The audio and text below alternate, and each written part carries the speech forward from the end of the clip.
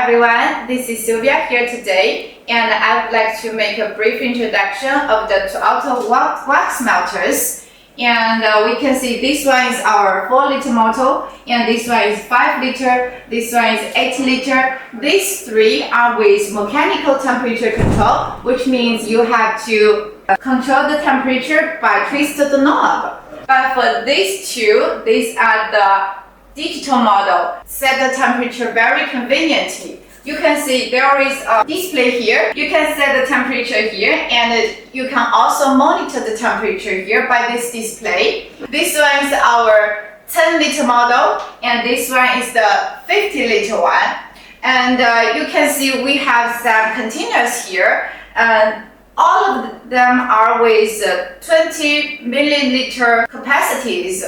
We've measured the weight. These are all suitable for you to make 8-ounce candles.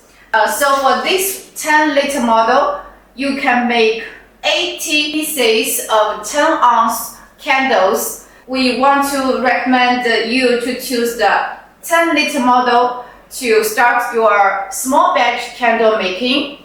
So if you are using this type of containers to make your candles, choose our 10-liter one. It's perfect